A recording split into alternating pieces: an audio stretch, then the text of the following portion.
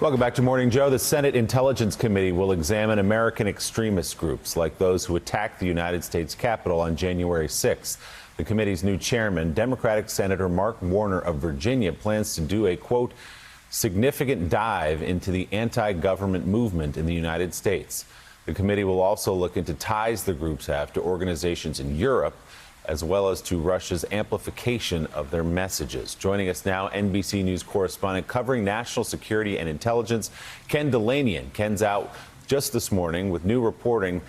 Headline, quote, Biden may have trouble cracking down on domestic terrorism because of free speech and the FBI. Ken, good morning. Good to see you. So walk us through this a little bit, because it does seem straightforward to a lot of people. If we can go after international terrorists, why can't we do it at home?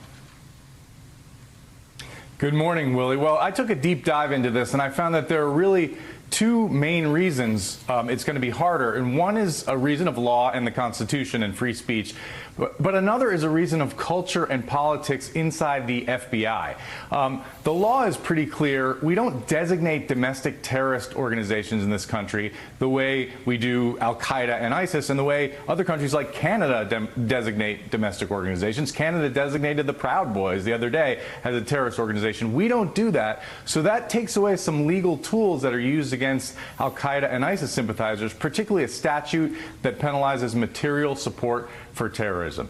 So that's one big issue, and there's a debate about whether that should be changed. But another issue I found talking to FBI agents who have done this work for years is that there just wasn't the same kind of interest and emphasis inside the FBI to go after particularly far-right right-wing extremists, violent extremists, and they had to struggle, those agents, to make those cases, and the outcomes were often very different. The tools they were allowed to use were very different, even within the law. And I looked at two particular cases, two white middle-aged government workers from the Washington, D.C. area, both of whom were white supremacists, but one developed an affiliation with ISIS. Well, that guy, who was a D.C. Transit Metro police officer, the FBI investigated him for 6 years. They ran informants at him. They got what I believe to be FISA warrants. Finally, they got him to purchase $245 worth of phone cards to benefit ISIS. Well, he got 15 years in prison, Willie. The other guy was a guy named Douglas Story, who had called for President Obama to be shot in the head.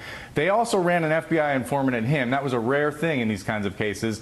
He purchased an illegal machine gun, according to court records, and he got 12 months in jail. So those two cases, to me, said it all about the disparity in how the law and the FBI have treated these kinds of domestic terrorist cases. So, Ken, stay with us, because I want to bring to the conversation newly named chairwoman of the Homeland Security Committee's Intelligence and Counterterrorism Subcommittee, Democratic Congresswoman Elissa Slotkin of Michigan. She also is a member of the Armed Services Committee. She previously served as a Middle East analyst for the CIA and also served as acting Assistant Secretary of Defense for International Security Affairs. Congresswoman, it's good to see you.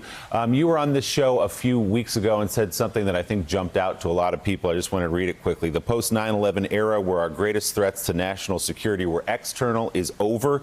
It's now extremists seeking to exploit internal divisions within our own country that pose the greatest threat. So you just heard Ken's reporting. What more can be done from your position, from where you sit, to go after domestic terrorists? Yeah, I mean, I think Ken has it right. I mean, the question that we'll be taking on in our subcommittee is, do we need this new federal domestic terrorism law? And there's going to be real debate about it. It should be a public debate about it. Hey, thanks so much for watching our YouTube channel. You can follow up on today's top stories and breaking news, or catch up on your favorite MSNBC shows all in one place. Download the NBC News app today.